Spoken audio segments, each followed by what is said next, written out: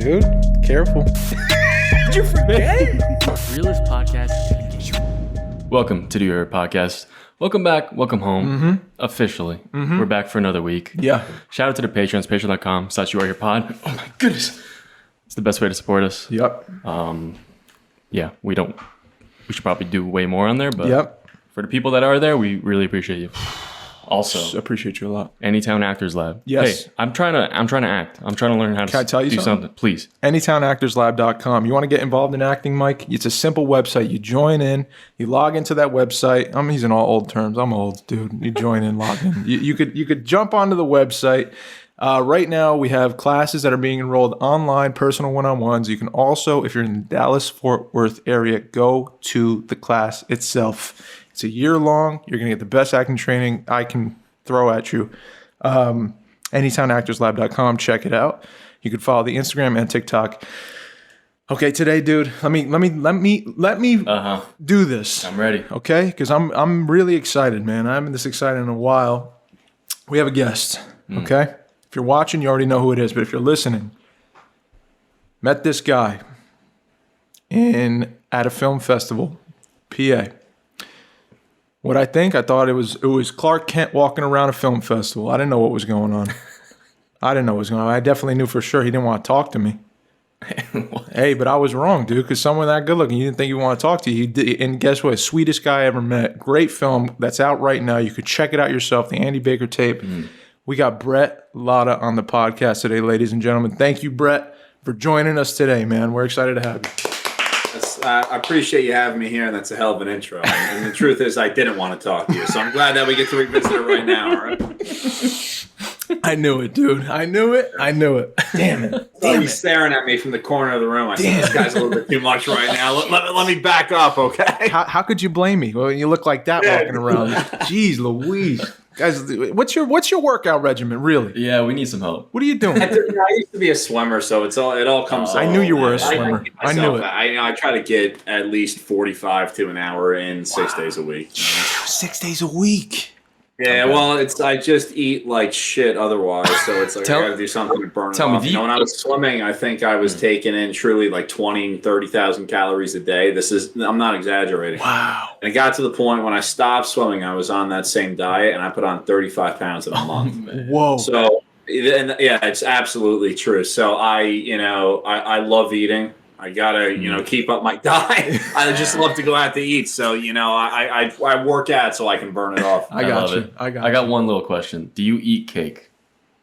Of course, dude. Anything, okay. Dude. I'm a pastry holic, to be honest. I moved to LA recently, and I got this vegan empanadas shop around the corner, and they do guava empanadas. And I grew up in the Florida Keys, so anything guava to me is like a delicacy. Oh man, I get these guava empanadas 4 or 5 times a week.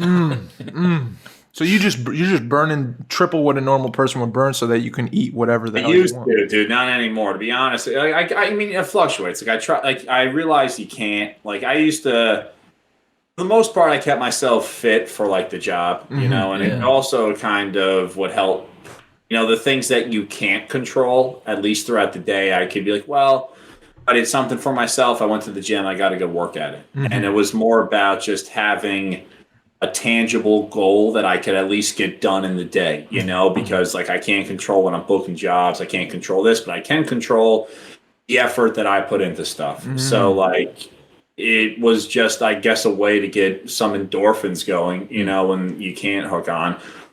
At a certain point, like, I was booking work because of, like, physical things, and I kept it, I would keep myself maintained, but then you also can't live as a hamster. Like, you can't live like a gerbil on a wheel, constantly working out and doing stuff. And I found that I was actually the most creative.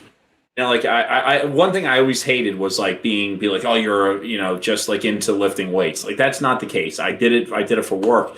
But I find like when I wasn't focused on, and I was more creative when I wasn't working. It's always this like dichotomy, since you want to stay in good habits, want to keep yourself dialed in, but then I would find myself more creative when I wasn't doing that kind of stuff. And I'd let myself slip, and I would eat like shit, and like when you kind of give yourself that personal freedom, sometimes your mental limitations just break down, and you're just on different wavelengths. I feel that. I feel that. You're breaking the structure you create, and then you say you get a bit artistic from that.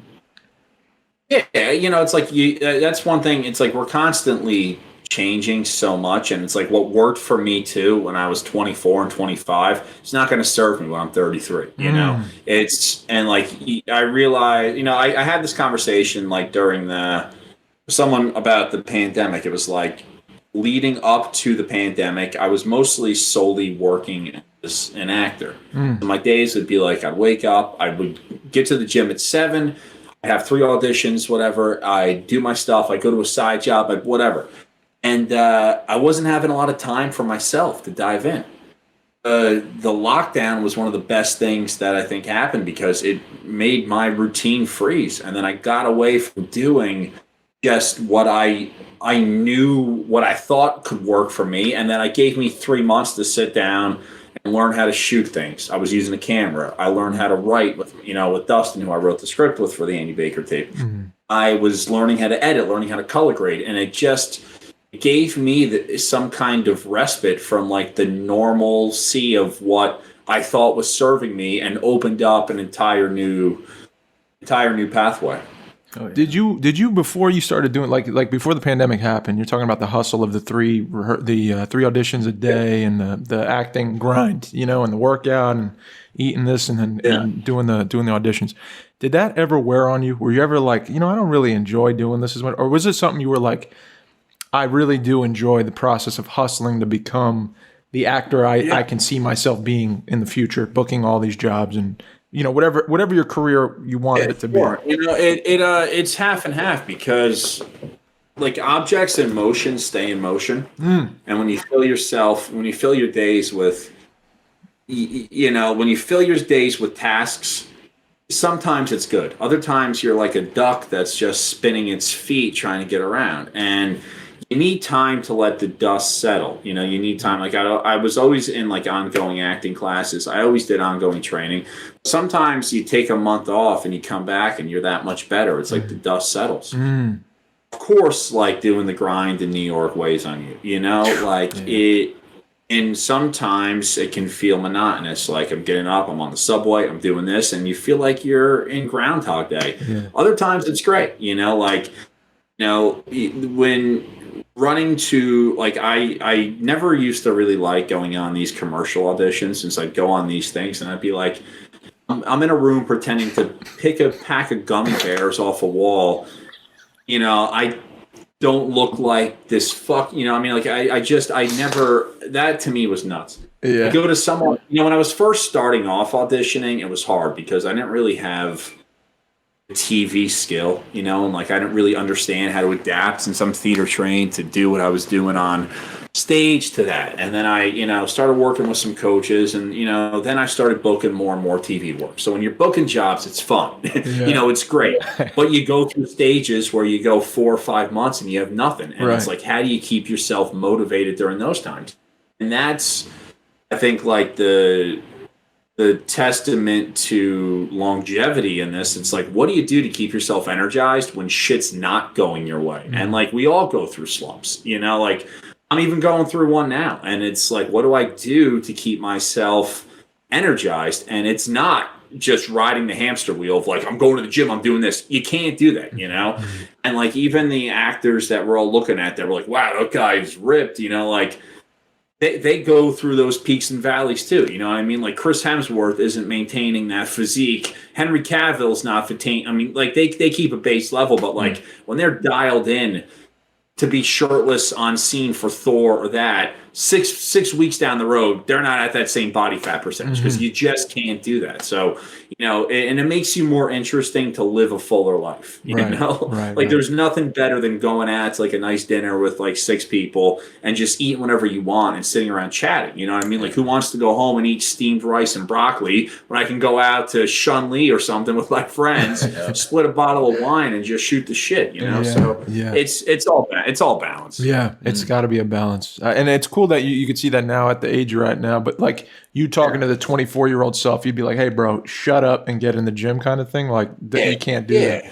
Stick to it. Honestly, the gym is not creative. You know, I mean, you're not really creating, but like I said, it's like the one variable that you can kind of control. And like I came from a competition athlete background. You know, I was a competitive swimmer for years. So it's like kind of programmed that I have to do something a day to keep your focus alive. Yeah. And I think when I was first acting and I was taking some acting classes, that mindset got in the way, you know, because in sports you're kind of taught like you're riding the bike and it's like go, go, go, go, go, you gotta go. But that's not really sensitivity to other people, you know? Like it really took me some time to sit back, not always have to have like the word, you know, not always have to say this, and receive from someone. And if you're constantly going and pushing forward and trying to be first, you're not present. You know, there's this. I mean, I feel like even now, like I'm rambling on, but I think this is going to get to a good point. There's this great English speech coach who I've studied a lot. Her name's Patsy Rodenberg, and she has what she calls different circles. You know, there's like the first circle. And if you're living in the first circle, you're constantly on. You're constantly bombarding people. Like we all know the people that are in the room that need attention, that have to take up space. Yeah. You're in the third circle, you're retreating. It's like the people that when you're in a room and you're kind of quiet and you don't really want, you know, it's like, I don't want to be seen, so I'm doing stuff to not be seen. And then there's the second circle. And the second circle is both of those coming together to where you're not really, you know, I'm not trying to dominate a conversation. I'm not trying to hide. I'm just with you. Yeah. I'm taking what you're giving to me and I can receive. And that's where true charisma lives. And that's where true conversation lives. It's being in that second circle. And it takes some time to reach the maturity to get into that zone. For sure. For sure. Well, what Bret, like you're talking about coming from that competitive background and that your mindset being that go-getter, I need to be nothing first because I'm an athlete. I got to win. It's the whole purpose of sport. What got you to the point? Like, were you inspired by like some movie when you were a kid, and then it came back to you later in life, and you're like, oh, I think I want to. Like, what was your transition like? What was that moment for you where you're like, I think I'm going to be in the arts. I think I'm going to. Yeah, I like storytelling. I grew up in a very artistic household, and my father is an antique restorator. My mother, you know, worked years as an art restorator, and she's was an avid painter. I was always in art lessons. As a kid, I wanted to be an animator. I took art lessons for years. Whoa! And I never really knew where that. You know, it's like that was kind of the impetus for me getting into acting, because I remember being in 4th grade and we all did those stupid standardized tests, you know, and part of it was you had to draw a picture, then stand up in front of like a group of people and explain the picture. And I had no desire to be like an actor then, but I just had so much fun being alone or being in front of people and telling a story. Yeah. So originally I think it came from the fact that I constantly wanted attention. You know, I was an only child and I craved attention. It was also a way to be liked, you know, like we view, you know, we don't, when you're a kid, you see your idols of actors and you're like, wow, their life must be great. They're in front of a camera, they're saying lines, everyone likes them. You don't realize like the ups and downs and all the stuff that goes in there. You just see a career where you're like, right, everyone can look at me and smile. Now that's not really what it is, but to like, you know, an 8-year-old, that's what you're seeing. Yeah. I was always a sucker for films, though. You know, I sat around and I was like a savant where I would just record information about movies, and I knew every actor, I knew everything that they did, I knew the projects, and you know, even when I was like 13, 14, I was kind of watching films that were out of my experience league. You know, like I loved early Jack Nicholson movies like Five Easy Pieces, One Flew Over the Cuckoo Nest, and stuff like that. And I would, you know, I think there was a period in high school where I watched As Good as It Gets like 3 weeks straight. And I don't know why I was identifying with Jack Nicholson's OCD old man character in that film, but I just did. I was doing plays throughout, and when you're, you know, think we kind of like create the illusion that like when we have a passion, like we create the, it's like, this is like my God-given right that I'm going to do this and it's just me, and I'm going to take this. And, that sometimes gets you through these slower times and these things. I remember like being like 17, 18 and going to some acting classes in the city and like kind of being there, but just being like, I'm Jack Nicholson, I mean, like no one's better than me here. I'm just going to, and like, that's not the case, but when you're in this childhood, now you have to say like, this is like my God-given right. You believe that. Mm-hmm. And, throughout high school, I was still swimming a lot. And then I had to make a choice to go to school for acting or swimming. And I just knew like my God-given right was I was going to grow up and I was going to be, the biggest star that ever walked the planet. I wasn't even going to have to work for it. So then, I ended up going to college for acting, and I don't even think I learned that much there because, your God-given right is you're going to go on and you're going to do this. Yeah. And then, you get out of school, and I was lucky. I did get a good agent, a good manager, and I was starting to work, and I was doing some theater. And then I hit this patch where I was bombing every TV audition I would go on. I would feel terrible. At the time, I remember it was like one of like my first years out, my agent called me and I was just in for the head of a huge network for a series regular. And they're like, we like the guy, it's just not there, And like that stuff though, you need to get slapped in the face a little bit, because where do you find the impetus, if everything's your God-given right, to go back to the drawing board and see what really works for you, see what's not working for you, seeing through your own bullshit to make yourself into the version of the person that you want to be. And I don't think I really got serious in doing so. And I was always like hardworking, but I really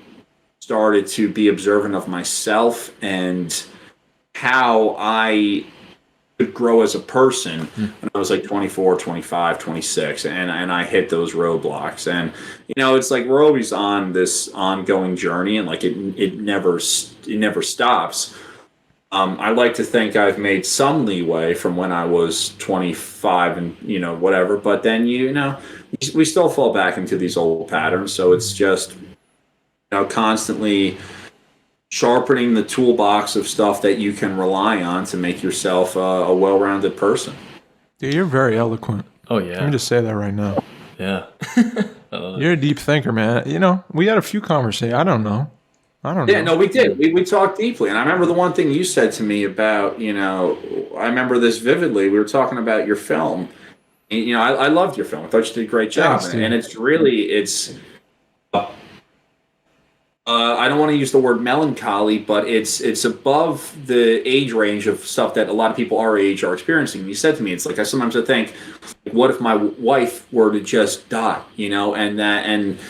I've always had, I don't want to use the word morose either, but I've had similar thoughts like that. People that you're connected to, and you feel that pain, and you feel some kind of, it's like as guys, you're a big guy, I'm a big guy, you're taught that you can't show this kind of emotion. You can't show this shit. We're both from Jersey, Mm-hmm. We're in the tri-state area where it's kind of this fake bullshit, machismo, bravado kind of thing. I was lucky. I had a good, gentle dad. You know what I mean? Was had his own aggressions, but he was a good. He is a good, sweet man. Mm-hmm. I didn't grow up with some guy being like, "Go fucking do this." I'm sorry if I curse, but like that. No, I know some kids that did, and you see the way that kind of changes you. I had an acting teacher who had this husband who was 6'8", mm-hmm. kind of always walked around with a frown on his face. I remember seeing him, and I remember she said to me once, she goes, "I say this to my husband all the time. You don't need to feel like you're holding the world up at all times." Mm-hmm. And sometimes taller guys and bigger guys, I think we feel this pressure to kind of fill out like our body and fill out our physique and fill out, the space that society kind of tells us we have to take up. And I've noticed this truly as an actor watching. I have some friends that are not, like I'm 6'3", 215. I remember seeing some kids in college that were like 5'6", whatever, or short. And there's something about, like I've seen a lot of short guys fill up charisma in a much easier way, because they just are kind of have this groundedness in themselves. And for me, it was always kind of a journey to find the groundedness in myself and to find the connection to who I am without trying to be like the big voice and the big dick in the room, Yeah. I found that the less I try to put that on and just, and it's, listen, I'm not a master, I'm like, we're still, like I said, we're always growing, but the less you try to put something out there and just really trust who you are, the closer I think we are to becoming an admirable version of ourselves. Yeah, agreed. Mikey, he's always walking around with his big dick in the room, dude. You can see, dude, he's got the quiet energy right there, man. Yeah, he walks in, he's just trying to. He's the rooster in the chicken nest, whatever the hell it is. You know what I mean? Peacocking or whatever. Yeah, of course. Mikey's the strong silent type. I am. We all have our place. Yeah, I have Dave completes me, is what I'll say. Where we balance each other. Yeah. But I feel you, Brett. I feel you with the big guy thing and the. I was taught. I remember getting yelled at for crying. I remember getting screamed in my face, like "Stop crying, stop crying." You don't do that. And I remember, like, you don't think about it, you put it away. Yeah. And I was in sports too, and I, growing up until I was 20 when I found acting. I was like, oh, I took it on accident. I was like, I think this might be for me.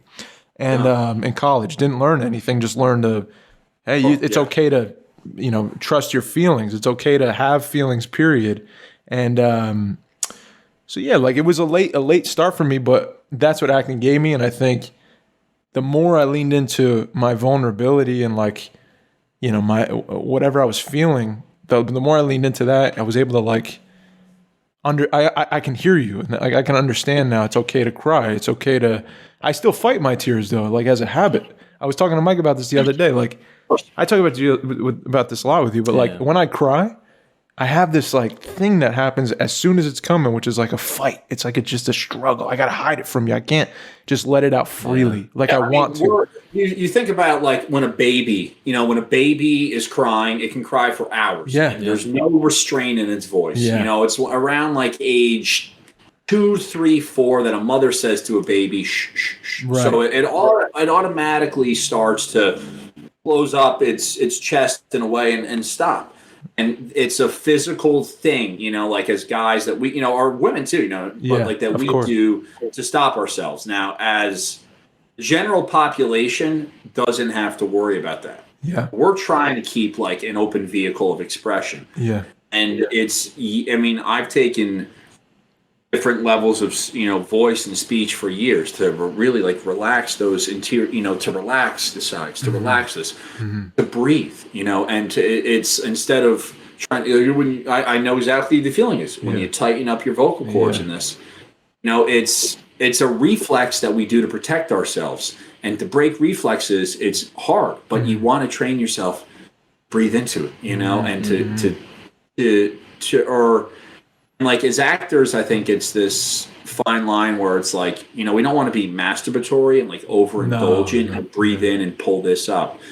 But if you are slowing down, you're breathing and you're there and you're just letting yourself experience it, other people pick up on that. Yeah. And that's a big lesson. It's like some of the more powerful scenes from really powerful actors you watch, they're really not doing much, but we're picking up on it because like they're open, and they're just simply there. And it's the hardest thing when you have these heavy, like emotional things that you think that we're trying to hit, we think we have to hit this crap. And like, I think of guys like Sean Penn sometimes, and like, they just bring up all this, like I'm sure I've never met Sean Penn. Sure, he's a gruff guy in person. You know what I mean? You can kind of tell that he's got this kind of like bravado thing. But he knows how to just kind of sit there and you feel his pain, and that's it seems so simple, but it's so hard to do with all our conditioning as as human beings, especially being from like the tri-state area where it's tension-filled aggression. It's like you're kind of, even walking around New York, I lived in New York for 10 years. You leave your door, you're kind of braced. I'm walking down the subway, I got 3 people that are kind of walking in my way. I'm fucking pissed off. I'm walking down the street, I'm like puffing and puffing under my breath. It affects your body. You know what I mean? Like there's no way that you don't, your body, your muscles don't pick up on the horse shit of your environment. That's something that even it's funny how many different regionalism accents that we have in this country, and it's all based on surroundings. People from the tri-state area, they're talking a mile a fucking minute, because we're stuck in traffic, we're stuck behind these people. I'm just trying to get to the next thing. I've got to get through. You go to the South where it's kind of flatlands and you're not as conditioned. Everyone's kind of got this long drawl, I mean? Yeah. You go out to California and everyone's kind of has this little twang at the end, or a little bit more relaxed. I mean? It's just based on, our surroundings and the things around us, and our topography also influences our vocal patterns and our aggression and all of the characteristics that make us up of who we are. If you can live in one place, where would it be? Ooh, that's a hot take. First thing you say, like, I love New York. I like LA. I lived in London for a short time, man. Oh, really? About being in the being over there where that's completely different. There was a lot of pretense. I'm sure if I lived there for a year, it would change. I was there for a few months. But people are talkers there. You know what I mean? And there's like a lot of with your average working guy. I remember going out to some of the pubs over there, and everyone would just be open to talk to you about anything. You know what I mean? It was like, it's a more social country than we have here, New York is kind of social, but it's kind of like we're going to stay with our own pack. LA is kind of an isolating area, it's so spread out. You really have to make plans to go see people, and,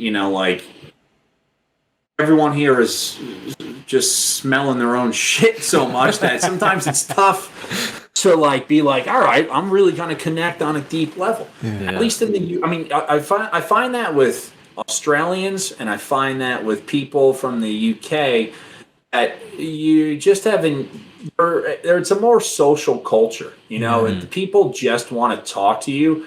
They actually listen. That's the one thing that I realized especially about Australians. I have a lot of family that's from Australia. I got a good friend, Arthur, from Australia, who calls me all the time. And it's I actually feel like they're listening, as opposed to someone having a conversation, waiting to just drop back in with a point. So I don't know. There's something about London that is a mystery, and there's still kind of this. There's a great art scene there. It's there's a dirty underbelly, which I like. There's the red light. There's all that stuff there. But then there's also... Hey, wait a second now. Hold on. Whoa, rewind the tape. The red light district in London. I just watched Last Night in Soho, so I'm thinking about all that stuff. You know what I mean? But it's no, it's true. There is a huge when I lived there, there is an underground sex culture. That's cool, man. There's a lot of stuff there. Yeah. Very cool. A lot of culture there. I feel like we're less they're just... I don't know. They're more stuff is less taboo. In the States, parts of it are great, but we are kind of social prudes in ways. A lot of things are taboo, and in Europe. Yeah, Europe as a whole is just way different. Forward, people, sex forward, stuff like that. It's just a more open, place. So I love to get maybe 2 years or something under my belt living over there just to see what that does to you. Yeah. When you say LA is distant, separated and stuff, we're gonna get into Andy Baker tape. Please stay tuned. I promise we're getting into it.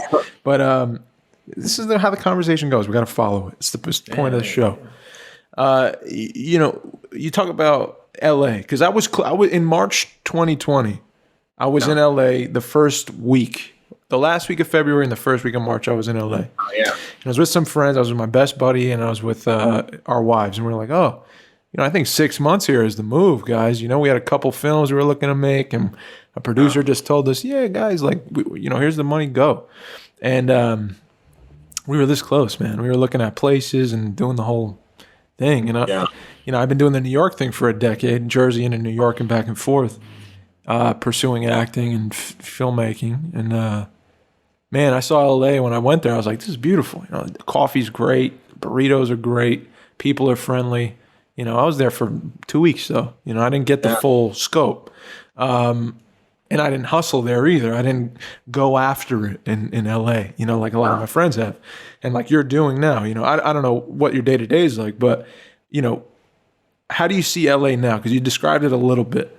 For the actor who's on this coast, for the aspiring guy who's like, I think I'm going, what would you say? What's your experience been? I've been to LA before, and I've worked out here a little bit. So I knew kind of what I was getting into coming here.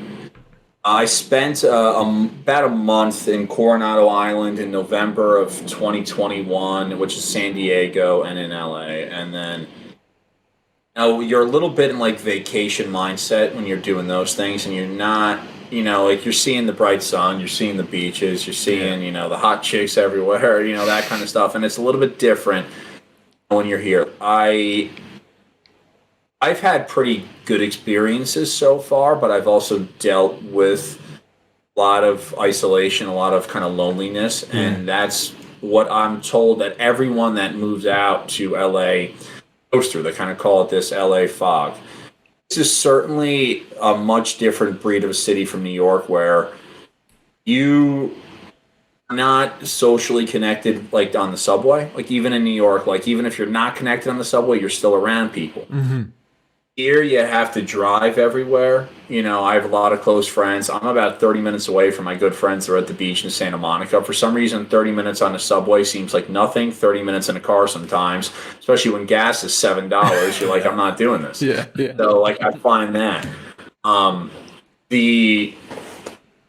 Everyone here is connected in some way or the other to the industry. Mm-hmm. So it's a little bit easier to meet people. That being said, I'm not trying to lead with negativity, but there's a lot of optics for substance. Mm-hmm. Everyone wants to lead with this, or they've done, this stuff. Yes. But the substance is not 100% there, and that's also my opinion. I mean, a lot of people, listen, people are doing stuff here. Don't get me wrong. Yeah. Like, if you're at a party of 100 people and 100 people come up to you and say, I'm doing this, I feel like 5 people are, and the rest of the 95 know how to put this optics out. And that's just across the board. It's like the way that people dress out here. Brands are much more fashion forward. It's like we're wearing, like New York, it's kind of slate, muted colors. We're kind of going with like this cool thing, a little understated is cool.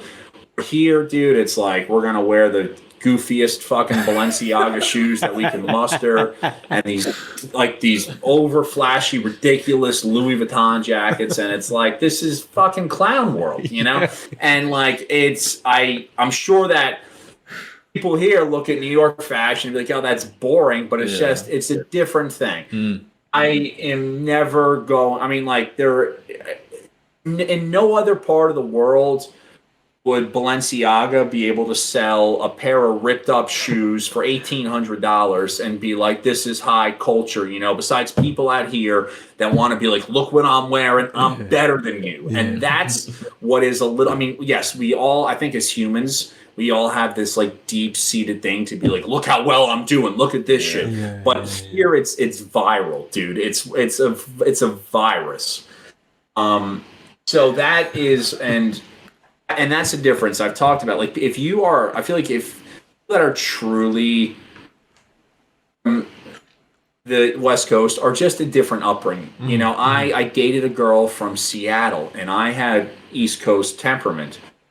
We broke up after like 2 months. It was just, it was East meets West, and it's just a different level of communication. Yeah. My family, even when they're having, when they're arguing is a sport and it's fun, like family dinners were a bunch of people heckling, each other and like giving my 96-year-old grandma shit. And that was fun. And people don't do that out here. Yeah. And I think that's one thing. And like in New York, if you're too loud and flashy and you don't really have the chutzpah, you know what I mean? Yeah. You kind of get told to shut the fuck up, you know? Here, no one's telling anybody to shut the fuck up. Everyone's kind of playing that game. You know, say that again? Everyone's kind of like playing that game. Everyone's in the game. Exactly. You know, they're all kind of like playing along. Yeah. And now, again, this makes it sound like it's not all like that. You know, don't get me wrong. And like the people that are truly worth their salt, though, I find are not out trying to be these overboard showboat flashers. You know, like I have a lot of older friends that are doing very well, celebrity, you know, names, and like they are living quiet lives with their wives and kids. You know, they're living quiet things. They're not trying to be part of this, you know, influencer big culture. And that's something that I guess I mean, I've never really been part of that world. So in some ways, I guess I'm looking down on it because I feel like I'm like an outsider. But also at the same time, it's like I don't really want that to be part of like my life. And I want my, you know, I guess like we only really, as like a kind of artist, can get by on like the stuff that we believe in. You know, and you have to have like strong beliefs and like, I care about this. These are the messages that I want to send. It's more important for me to tell a good story than it is to conform to something, you know, whether that's like acting, filmmaking, whatever. And it's hard because like we all want to feel this level of like social acceptance, and we all want to go out to some kind of party or go walk into a club and everyone's like, oh shit, look who's here. You know what I mean? But like, what do you take from that? You know what I mean? Like, what are you actually taking away besides temporary validation, you know? And where do you get long-term validation? Where do you get like long-term longevity on, I'm actually doing something that matters? And this, we're kind of getting off topic here, but in another, I'm super glad that I've had this experience. Number one, to live in kind of like a culture shock of different people. Number two, it's like I packed up. My girlfriend's on the East Coast. That's not been easy.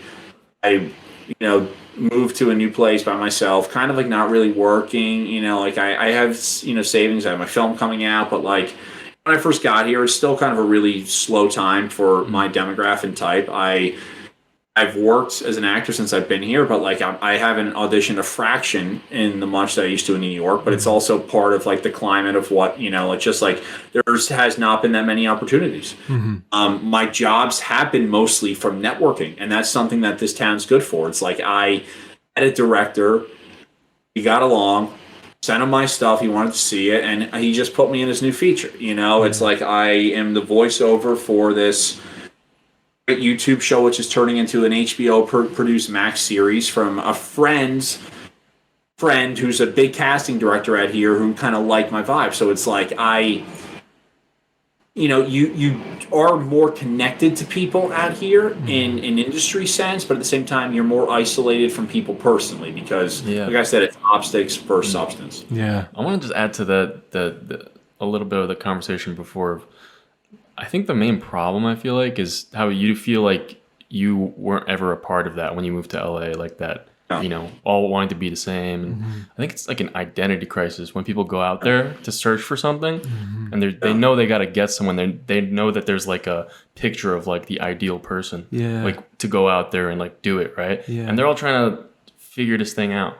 I feel like you're kind of forced to be like, or the idea is put out that like, knowing yourself, knowing who you are, like that's not going to get you there. You got to be something else. You got to be something better than what you are. I think that's why I don't. That's such. I talk about this all the time. That is absolutely the society in general that we're living in. We're constantly window shopping, constantly looking at. You're constantly seeing a billboard of Ryan Gosling and being like, I got to be fucking Ryan Gosling. I can't be myself. Look at Ryan Gosling's hair. You know what I mean? Like, or whatever. Look at what these guys are doing. And, that's consumerism. That's just, and even in New York, you feel the same way too. In New York, you are walking down the street, surrounded by 150-foot 150-story buildings, and it forces you to kind of like look up. You're constantly looking up, or you're looking into stores of Brioni suits that you're walking by that are $5,000, and you're like, well, New York guy is living in the skyscraper that's up there, and he's wearing the $5,000 Brioni suit.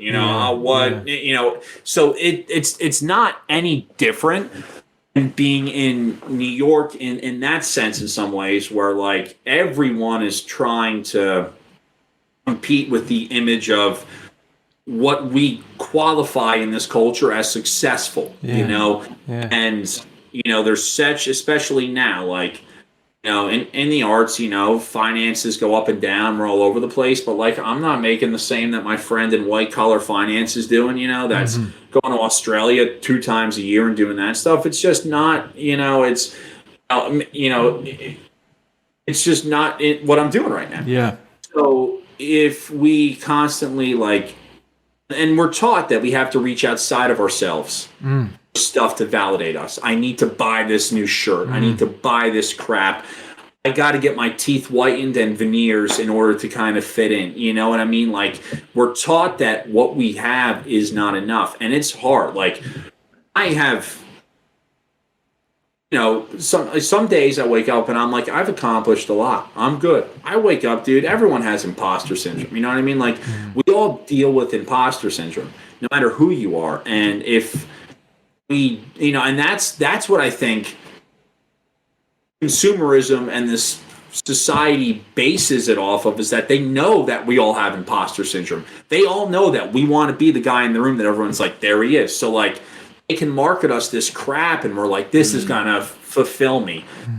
And it's as young men trying to make it in a world that some ways is kind of like stacked against you, like we don't necessarily live in like a caste system in ways, but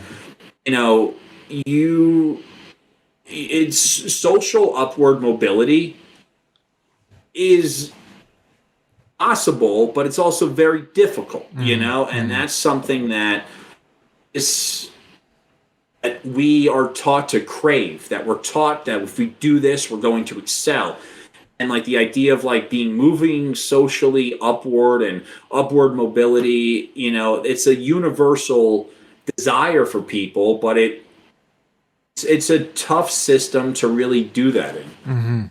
And this is, I love that we're talking about this, because does that fulfill you in the long run? I mean, like, you think about, think about, Bret, you like you said, you wake up some days, you say you did a lot. I feel the same way. I'm like, I woke up and I'm like, the fact that anyone saw anything that I ever did and said, that moved me in some kind of way, well, that makes me a storyteller. That means that I accomplished what I set out to do with this goal I had in mind. Maybe my intention at first was to receive love and attention and, to be seen and heard and belong and feel like a sense of belonging. But it changed somewhere in the middle where it became, oh, this is a service. I know why I tell story now. It has nothing to do with, how many people are going to see this, or, how much money am I going to receive on the other side of it, or who's going to, want my autograph later. But like you went to the festival I met you at, and people look at watch your film that you didn't know, and then they say, wow, Bret, that really did something to me. That was a great piece of entertainment that I enjoyed that night, and I never saw anything like it. And here's an award for what you did. Guess what I'm saying is, like, we work so hard, we try to accomplish these things in our life to belong, to feel this sense of like, I did something with my life. It wasn't a waste. I did something and I contributed to the greater good of whatever service I'm becoming a part of. And we need to strive for goals, right? That's healthy. But when is enough enough? Yeah. Maybe if we go forward thinking like, we don't need to be the Ryan Gosling on the billboard. I think you're a great example of this, because on the outside, you have all these, tools and talents, handsome dude, 6'3", talented guy, and you can totally lean in that direction if you wanted to. I feel very distant. where I'm at. I think if I went into LA, into any cast room, they'd be like, who the hell is this dude? Get him out of here. You know what I mean? Go tell him to go get my lunch and then tell him to hit the road.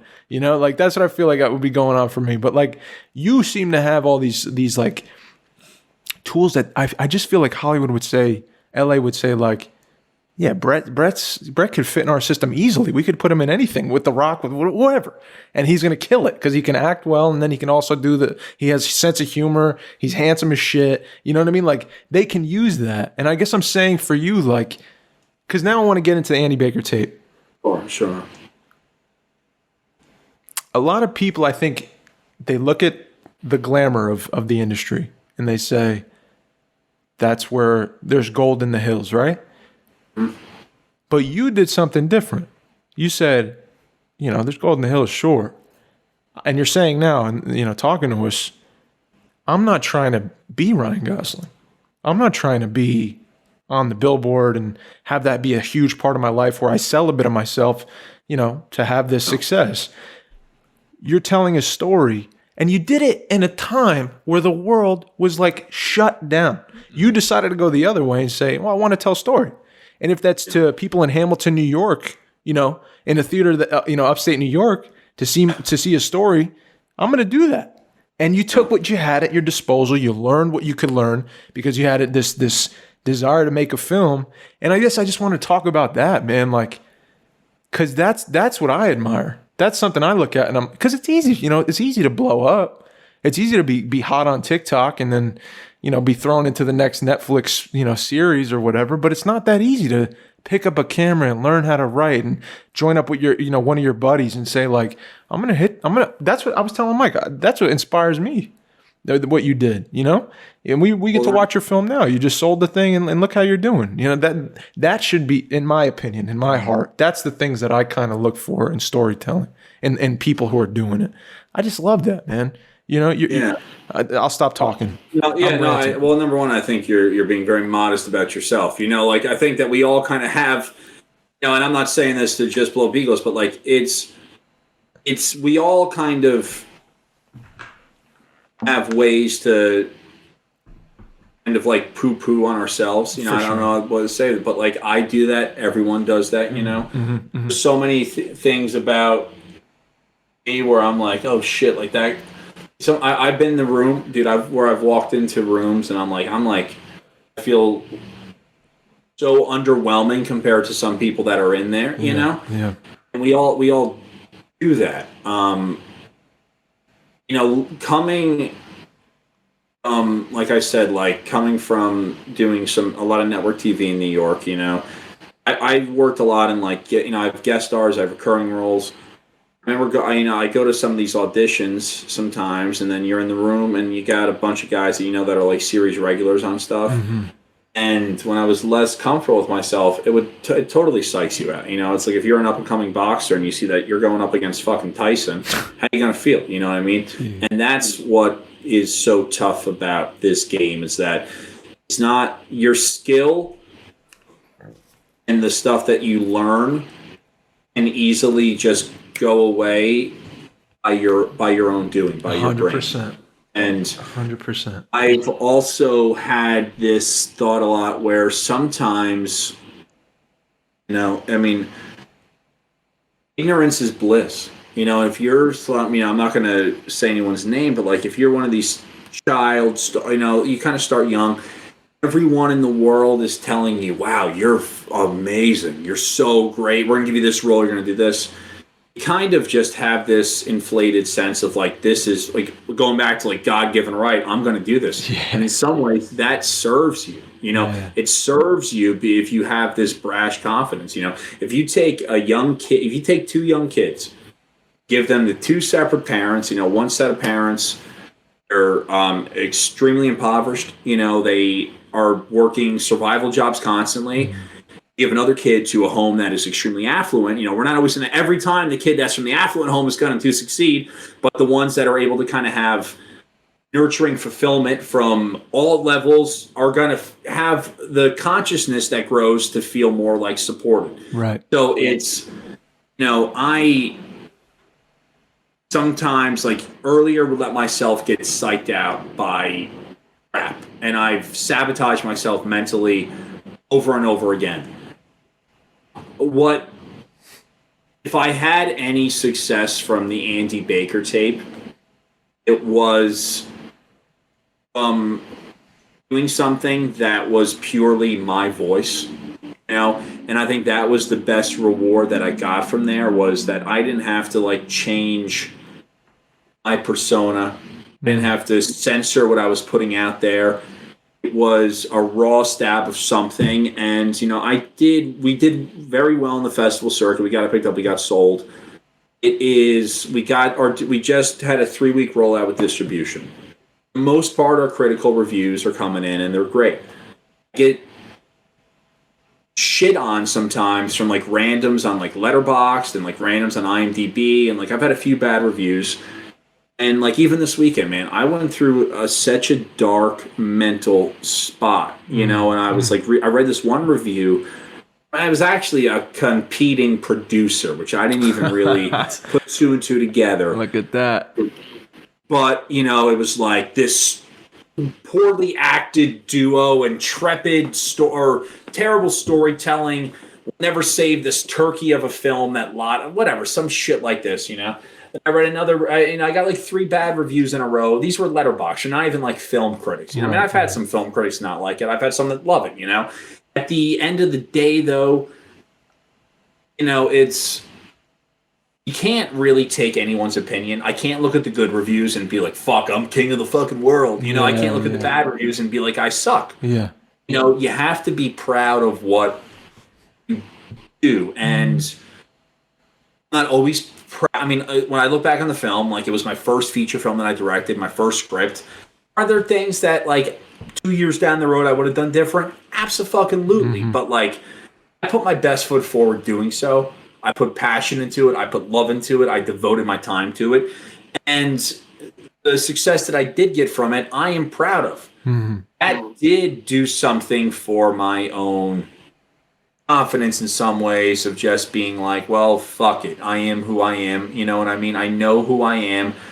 Doesn't mean that I can't change, but I've actually been working with an incredible mentor of a coach out here. And I came from working with a really great coach in New York too. And we'll get back. I mean, I feel like this kind of helps with my point though. In New York, I was constantly taught in acting stuff where it's like, we're going to drill these things. We're going to make sure that we get these right. And we're going to train these muscles.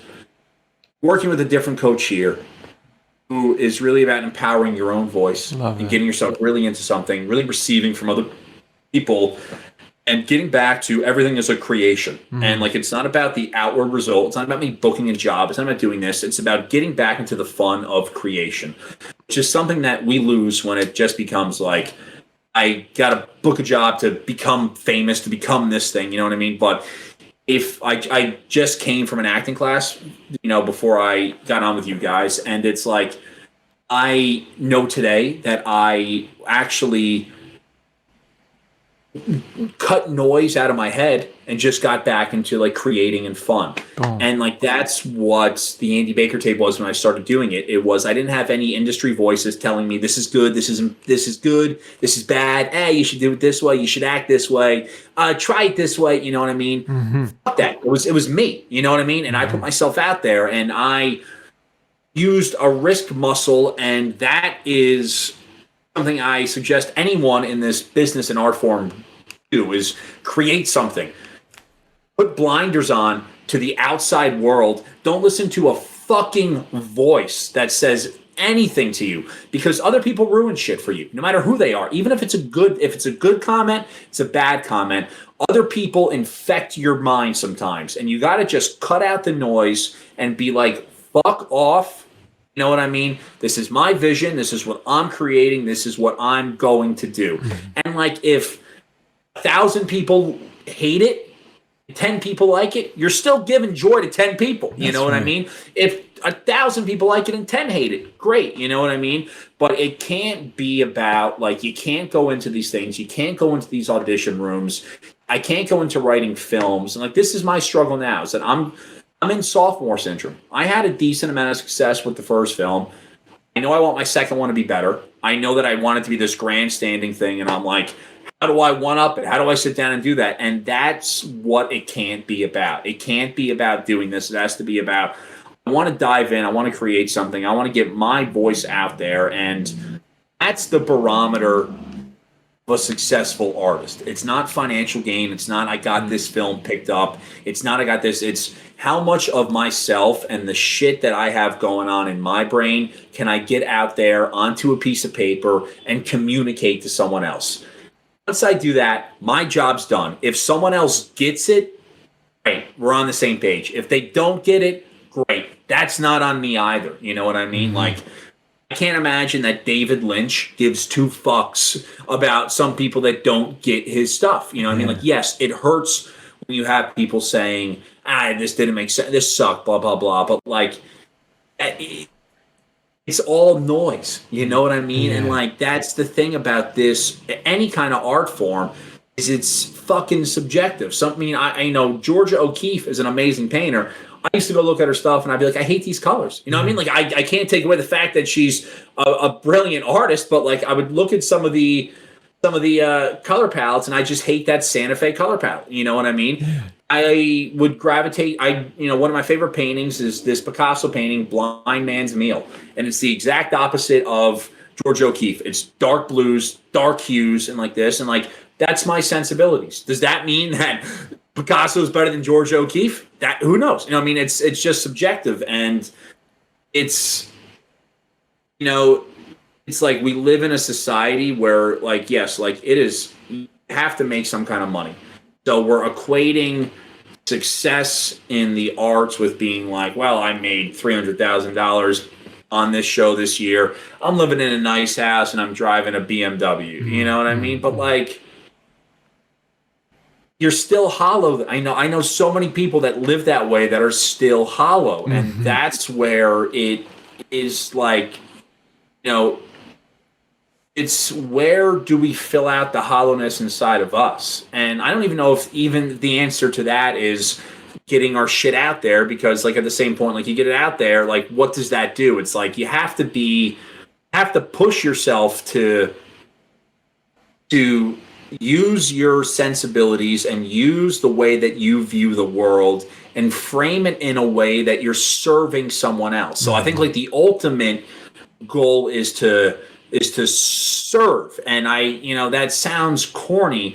And it sounds like stuff that like I wouldn't normally think about. But when I look back as a little kid and I was talking about watching those Jack Nicholson films, there was some kind of mirror in that movie that I related to. I don't know what the mirrors were, but there's something in that where you pick up on and you're like, it resonated and it made me feel not alone, you know? And if you could make, in a lonely world, and especially in LA, in a lonely city, if you can make someone else feel not alone and you can feel like you're connected to someone, you're kind of doing a fucking deed, you know what I mean? Like, and we get away from, we're getting away from, the rules of society that we have where it's all financial, this, and this. We go back to like tribe mentality, you know what I mean? It's about not feeling alone. It's about feeling part of something and connected. And, who knows what we're all really driven by, especially the way that we're compromised by all the shit that's out there and what we're told that success is. But if, I think in some ways it's like we all want acceptance and we all want to feel like we're not alone. Yeah. Dang. I mean, that's exactly what we've been talking about, Dave, for like these past couple of weeks. For weeks, like for months. Like, exactly. Yeah. It's wild. It's cool to hear you saying this. Yeah. Because sometimes I feel nuts when we talk about it. But I think, you got to be checking in with yourself and saying, why am I pursuing the thing I'm pursuing with such fervor? What is drawing me to continue to do this with the outside world telling me I'm not it, because I can't be the person on the billboard. I'm just not that. Or the success didn't come quick, so therefore it's never coming. Or what is success to me, period? Asking these kinds of questions. Not to cut you off, but I'm still kind of scarred by this, man. my grandmother, who I was very close to, passed away November of 2020. It was the summer of the pandemic, and I remember being home and like I went to go see her on the hospital bed. And it was, I was like laid off from my side job. It was the top of COVID. I was making this film. I was, I worked as an actor, but like I wasn't working then.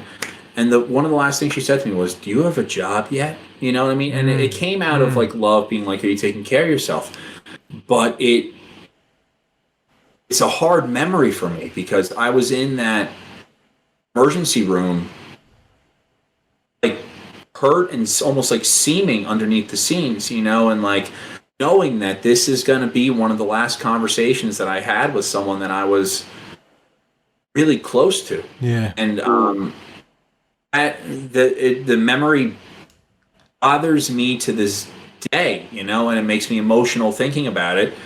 It also, again, that goes back to feeling like value and acceptance for what you're doing. And I think like it was hard to me because, she came from a generation, she came from the Great Depression generation, she raised 5 kids. She could only really relate to the outside world through having some kind of financial freedom, and seeing that I was not living in the city anymore, that I was back home during the pandemic, that I was on the first few months of unemployment, like most of the world was at the time, like I was living that way. And like, it came from a place of like trying to like know that I was taken care of, but it was really hurtful and unintentionally hurtful comment that she said, and like it was never intended to hurt. But I've struggled with that, I even like talked about this with my girlfriend, and she's like, you have to find forgiveness, and it's true. I don't, it's like some ways you don't. I've always struggled with forgiveness, and like I don't hold malice against my grandma, but I hold angst against the fact that that's how she viewed me at the end. You know what I mean? That she didn't view me in more positive light, I'm struggling with that now. I've been struggling with that for a couple months, almost a year. Me too. Yeah. Forgiveness. It's funny you brought it up, man. Thank you for sharing that with us, by the way. And my question I posed months ago on the pod was, I was struggling to journal a lot about, how do you forgive someone who doesn't want to be forgiven? And in this case, maybe, how do you forgive someone who you can no longer seek forgiveness from here? The time has passed here. So how do you, because if we're bogged down with some kind of something holding us back, that we haven't forgiven a person of how we felt we were, either on purpose or not intentionally at all, like harmed by, we're just going to be stuck. That's just who we are.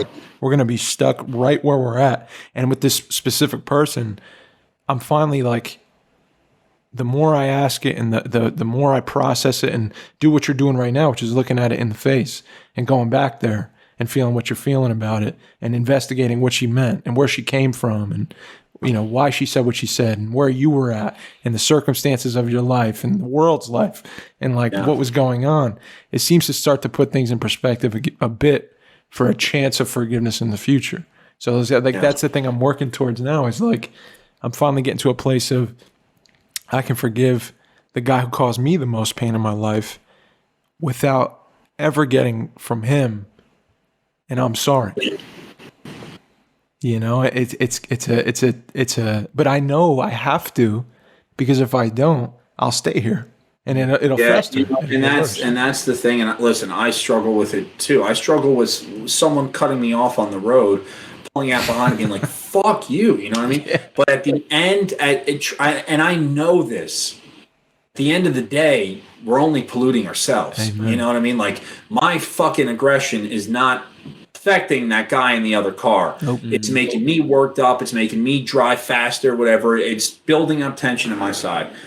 I don't have the answer. You know, I mean, I truly have never been good at forgiving people, and I hold sentiment to a lot of stuff. I do know though that it's easier to talk to other people than it is to talk to ourselves about things that plague us. Yesterday, I had a friend reach out to me and said something where he was like, I'm fat and I'm depressed. Now, I spent the entire morning angrily texting my girlfriend, being like, I'm a fucking failure. These fucking assholes are tearing me apart. And she was just saying, like, you know, she came back with such a good response. She said, I'm really not equipped to help you with this. And, like, I thought that was great. That's awesome. You know? And it's true, she's not, and I shouldn't have put that on. But in a moment of like stress, I like reached out to her. Yeah. But my friend Dan, you know, I won't give his last name, but my friend Dan reached out and he was bummed about something, and I said, "Man, you really got to be gentle to yourself.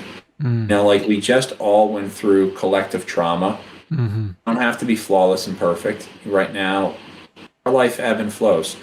It was so much easier for me to say kind words to someone else than it is to myself. I have not been to a therapist in maybe 20 years now, and it's my mentor out here. Every day advocates someone, you know, going to therapy or going to. She is married to an alcoholic, and they're an ex-alcoholic, but like.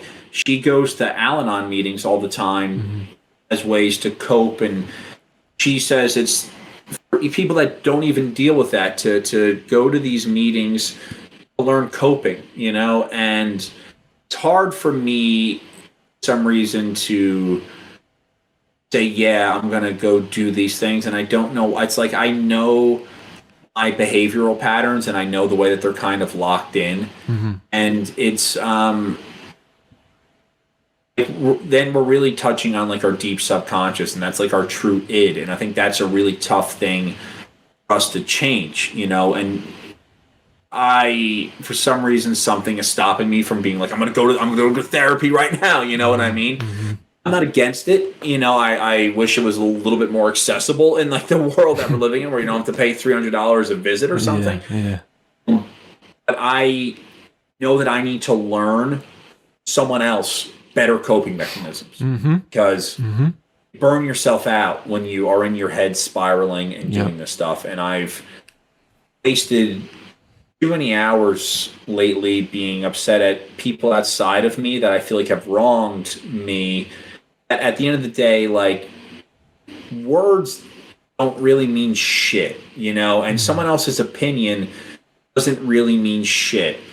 We're brought up in a society where, you know, like our school system, have one figure in front of the class, and you have to, you know, raise your hand and ask permission, and you ask for this kind of approval. We live in like a patriarchal or matriarchal society where like we have like, you know, like the grandmothers and the grandfathers of the family are like, you look up to them and you kind of have to pay your respect. And you, as a kid, like you take their word as like the word of God, you know. And I'm not even religious. I've used the word God a lot. I for the most part, am like an atheist, but like I'm using that to elaborate. Like you look at them as some kind of like deity, and like you have to take what they say at a face value and be like, okay, like they're right, and I'm the younger one, or I'm less than, so I will pay attention to this. And you know, even in like Matthew McConaughey's book, he said the one thing that helped my growth the most was when my father died. You know, I don't want anyone close to me to die like that. But he said then I was forced to really man up, take responsibility for all my things for myself, and then I'm the decision maker, you know. And it's like heavy. What's it? Heavy is the crown that wears the king, or heavy is the king that wears the crown. Yep. And it's true. It's like to get to those stages in our lives where we can check out these outside voices, and we are the decision maker, and we are really the ones that are in true control of our lives. You have to go through shit. You know what I mean? You have to go through feeling neglected, upset, hurt. You know, you have to reach a level of maturity. It's like when you see some old men that sit there and like they are who they are, and they're not going to apologize for being who they are. You know what I mean? But like, you don't start out in life that way. You know what I mean? It's a journey to get there, and you know, there's a lot of sadness there. I'm sure there's a lot of like hurt. There's a lot of, you know, being put down and being like put in your place, but then at a certain point it's all those lessons kind of stick and you grow. So like, I only hope that forgiveness and coping with these things becomes easier over time when we have more perspective, and there is no like quick fix to a lot of these issues, and we live in a world where everything has to be like quick fix, where if I want something to eat, I'm going to run down the street, it's a quick fix. I'm going to do this, it's going to be a quick fix. Moved out to LA, if I don't get a job in a month, I'm going to, hurry myself because you know what I mean? Like, it's like there is no quick fix. And that is something that I think with people with more wisdom understand better than I do and anyone, but,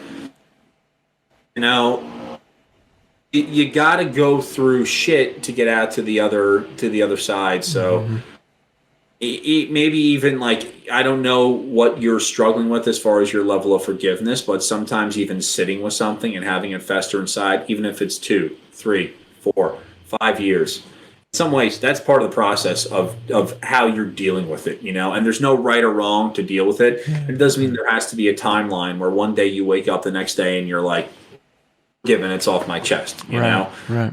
But I do know, at least speaking for myself, that I need to be more gentle and forgiving of myself, and I might need an outside perspective to help me with that. I gotta say, you got to be more gentle to yourself, Bret. All right? That's coming from the heart. You're not wrong. You got to be more gentle to yourself. I totally understand how you feel. I struggle with it too, and forgiving myself. And from an outsider looking in, you got to be more gentle with yourself. And I think what you said about therapy is awesome. I got a little under-the-counter $80 every 2-week deal on the phone with my therapist. There's ways to make it work. There's ways to figure it out. Yeah. There's cool therapists out there. So I highly suggest whoever's struggling out there that's struggling with the up top, incessant thoughts coming at you every day. I agree. Just getting them outside of your head and to another person. The act of speaking and being heard, that's a healing process. That dialogue is healing, and especially with a professional. So at the You Are Here podcast, we support, of course, therapy big time. And fuck you, critics, if you're fucking with Bret right now, dude, right in your face. Yeah, dude, it's like, I mean, it's true because like I feel like my consciousness is in cores to where like my inner core, like I'm fine, you know what I mean? Yeah. And it's like I have this like outer level sometimes where it's like I do it to myself. You know what I mean? It's like I take these things and I read this stuff. Yeah. Cause like, I mean, the truth is like, yes, like it hurts when someone doesn't like what, but like I don't, these, for the most part, you can't take base value to what everyone says, no matter who they, what I mean? And I, especially after traveling this country last year and really seeing people from all sides, it's like, we're never going to have the same view, viewpoints and artistic sensibilities. So there's no point in doing anything to please someone else. Like I said, like I think that I originally got into acting and this stuff because like you wanted some kind of acceptance and to be praised. When you don't have that, it stings. It certainly stings. But it's like I work because like when I read some of these, I was like laughing. You know what I mean? Because like I would literally get like polar opposite reviews. I would get like a 4.5-star review on Letterboxd. I would be like, "This is the greatest fucking thing I've ever seen." Then the next guy would be like, "This is a ripoff of this, and this sucks." You know what I mean? And it's like at first, but then in some level, I was confirming that belief by typing it out to my girlfriend and saying, "Look at what these people say." And in me doing that, I was confirming I was validating it in some way, and it's bullshit. You know what I mean? Like, and inflating it too, like a reality. It's becoming real. I was inflating this message which is nonsense, and that's I know it's me, and I've had this issue in the past where my deep core is not affected. It's like my outer id. It's like, I'm going to take this, I'm going to blow this situation up. And I don't know why I'm doing it, whether it's for attention or it's for like some kind of like immediate respite, or it's just to feel something. You know, sometimes I feel like we do this crap to ourselves just to like, it's like a prick. You know, it's in a way, it's like a drug zap. You know, it's giving us some kind of quick purpose or quick fix or quick reaction to something, which is simulating, like, you know, I mean, I've never been a drug user, but like, to me, it's like the same thing. It's like it's simulating the fucking high that you get, and you're feeling something, and you're worked up, and your energy's worked up, and it's like, why? Why are we torturing ourselves with horseshit? Yeah, man. Dude, I don't have the answer to that, but I agree that's something I catch myself doing often. Someone said that to me, and I remember the first time I heard it, I was like, what the fuck are you talking about? I don't want to feel shitty. And then it's like, no, look back at every time you do this, you get worked up. Maybe it's something you're doing to feel. It's something you're doing that makes you feel like you're in control of something. Another thing is control. I'm learning the more I let go. I think the process of my life has to get to a point I want it to. My goal is to let go as much as possible, because I like control. I like you know, knowing where things are going to end up. I like planning things out and having them go a certain way. Life the same way. Honestly, that's what I was saying. Like working with that, you know, it's I hate to dial this back into acting, but I think like please do. Learning, studying the craft of that has helped me be a better human at times and a better listener. And or just a more, and that's what the coach who I'm working with out here is so good at, is you know, just finding ways to make you a better human, you know, and to not live like we all have these negative what's it called, a negative thought loop, you know, and like once we enter that thought loop, it's really tough to break out, you know, and like that's what she's big on, is like finding ways to just get the noise out, man, and like to let go and to not live in fear and not to control. And you know, I think about like my first auditions, and this is going to be like an analogy from like acting to life. But like my first auditions, it was like I was trying to control the moment and do this. In life at that time too, I was trying to control the moment, dude. I remember like I stressed the fuck out if I didn't look good, if my hair was fucked up. I'm going to these auditions. I'm just trying to be in the room. And like I was 22, I was uptight. You know what I mean? I was like this that I got, and the less I tried to control and I was messier in my life, the happier I actually got. You know, it's like football, right? Like the college player coming in the pros is like, the game is fast. What's the difference? The main thing they'll say is the quarterback will be like, the game's fast. It's faster than I thought. Yeah. But eventually it slows down. You watch Hard Knocks on HBO? Oh yeah. Were you a hockey player? No. I played basketball and soccer. Okay, I got a hockey player friend. His name's Sean Avery. He played for the Rangers for a little bit, but get the hell out of here. He's one of the most controversial players of all time. Ranger. Yeah, I was in acting classes with him for years. Come on, Sean Avery. It's controversial. I always such a nice guy to me. You know what I mean? Like he certainly like, you know, didn't invite me in with open arms, but like he has a good heart. Yeah, no doubt. Yeah. And like he has a podcast now, and I don't agree with everything he says, but I love listening to him because he's so fucking passionate. Yeah. He was talking about Hard Knocks. You know, he's like, everyone's got to watch it no matter what. You got to watch this show. You're going to learn from it. So I put it on the other day. I forget who it was. It was one of like the number one drafts out of Michigan. Uh-huh. And you know, who was like, that DN? That DN from Michigan? That DN? Whatever the hell he is? Yeah. And then he's like, you know, he's not first string going into this. And he's coming out and he's like, it's an honor for me to get out here and work with the guy that actually is, you know. And in most ways, I'd be like, you're full of shit. You know what I mean? Because you never want to feel like you're second string. But I believe this guy. You know, you believe him when you're like, I'm actually learning from being there. And it's true. It's like, like what I said earlier, we have to learn from getting slapped in the face. Yeah. You know what I mean? Like, if you don't, like, you have to learn from fucking up and doing it and doing there's no wrong, but you have to learn from doing ways that don't serve you in a better way. Mm-hmm.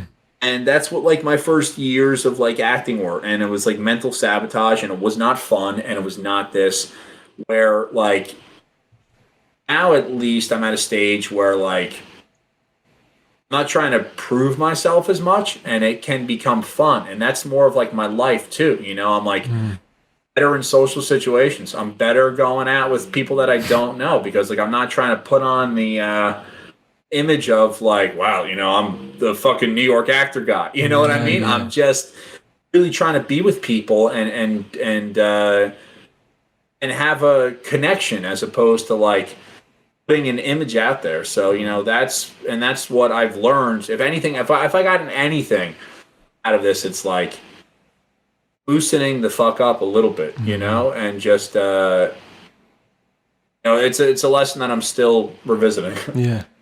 I got a quick story and then I'll get you out of here, Brett. I still haven't forgiven you. Talking about forgiveness, still haven't forgiven you.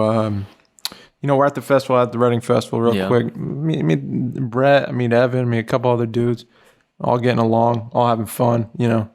And Brett and Evan are like, we're going to lunch, dude. We'll see you there. Okay, cool. So what do? What do you do? So I call him. Okay. Where's lunch at, boys? Because me and my boy Carl, we're trying to find you guys because we're all getting along. No answer. Oh. Call Evan, no answer. You know, so I guess what I want to say is, Wait, did we leave you hanging? There's no way it was intentional. Am I the guy? See how good he is? Is it me that you've been talking about? See how good he is, dude, at acting? You see how good he is? He said it wasn't intentional. I almost believe that. I'm just kidding. No, dude, thank you so much for doing the show. Real quick, I want to say about the Andy Baker tape for those who are listening. We watched it together, Mikey. Yeah. Let's give our quick review. Dude, it's a freaking fun ride. The thing is action-packed from moment one. You're holding your breath. It's fun as hell.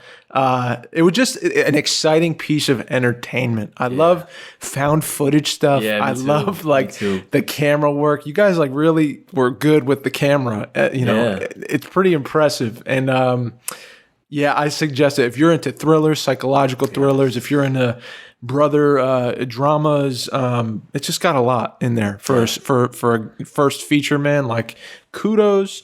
What a fun ride. Awesome ride. I also love I love Anthony Bourdain too. Oh, I just love that like style. And I'm like, from growing up, I was like a YouTube kid. I wasn't into like movies and stuff for filmmaking. I was like online, like watching shows and stuff. People going around. It's some of my favorite stuff. And like, it's just from the beginning, I'm like, oh, it's real. Like I can see you know what I mean? Like that, in that, what I watch, I'm like, oh, this is such like a real He did his research. Yes. Yeah. For sure. Super real. Yeah, man. Thanks, guys. It means a lot that you watched it too. I really appreciate that. I'm glad you had some fun with it. So, dude, a lot of fun. We did. We didn't set out to be like we're gonna storm the festival circuit. We just wanted to have fun. Yeah, man. Love it. But it is that. In fact, like Dustin, who I did it with, was one of my best friends from college. Shout out Dustin. I love it. We haven't worked together in years. It was like a chance for us just to kind of come back and do something. I'm like, it got stressful doing it, but like, it was honestly, I mean, not just because it's my thing, but it was probably my favorite thing I've ever worked on, you know? And that's what's up, you know, and you're doing it and you're just driving around. It was like 2 weeks of shooting and, you know, even like the editing, it just was fun. And glad that it's kind of getting like a little bit of life beyond of what we originally intended it to be. We, you know, when we started, we didn't think we were going to play a single. We were like, I remember saying this to my girlfriend. I was like, if we play one festival, you know what I mean? Wow. And like that was true. We really didn't know if like anyone was going to get it. We played a lot, you know, and I'm grateful for that. And people that came, you know, it's ultimately we're not making Citizen Kane. We're just trying to have some fun. You know, I'm glad that you guys got that. It's got, what do they say? What would Louis B. Mayer say? It's got legs, kid. It's got you got a future in show business, kid. It's got legs. You know what I mean? No, but we had a good time watching it, man. I you know, watching it with a buddy's fun too. I love watching stuff like that with a buddy. I would suggest watching it, guys. You can find it right now. Where can they go right now if they want? A bunch of places. We're on Apple TV, we're on Tubi, we're on Amazon, we're on Google Play, we're on Watch Movies Now, YouTube Movies, Terror Films, Joe Blow. I mean, I think Tubi, Apple TV, and Amazon are probably the best places to go check it out. All right, there you have it. You want to watch the Andy Baker tape? That's where you go. Highly suggested again. Brett, Thank you. Thank you, man. Thank you for coming on the You're Here podcast, dude. You're welcome back anytime. Yeah. You're a gem. We're fans of yours. This was therapeutic for me after kind of a rough weekend. Dude, thanks for opening up, man. Yeah, thank you so much for opening up to us, bro, and being part of the conversation, really. Yeah, I hope you enjoyed it, dude. I know we didn't talk much film stuff. We danced around doing this now for about 3 weeks. And I'm glad that we were able to narrow it down today. Yeah, bro. But come back anytime. It's the right timing for me to have these conversations too. And we're here, bro. If you need us, if you want to just call us, whatever. We're here to talk. That's the Reading boys, you know what I mean? That's right. That's right. Absolutely. But thank you again. Keep doing your thing, man. Be gentle to yourself, and we'll be following. And we'll be posting all your stuff and the links and everything. Clipping up everything. Bang. That's the You're Here podcast, episode 187 of the You're Here podcast. Bret Lada, ladies and gentlemen, look him up on Instagram. The links are here. If you're listening on Spotify, drop a like and subscribe. YouTube, drop a like and subscribe. We need that to keep going. Patreon, thank you so much for everyone on Patreon. That's the You're Here podcast. Yeah. Shout out Anytime Actors Lab. Shout out Anytime Actors Lab. Get your classes. Go get your class. Yeah, you know what, man? This was very nice. This was beautiful. I'm happy. Yeah. My name's Mike. I'm signing out. My name's Dave. I love y'all. Please be kind to yourselves, and please be kind to one another.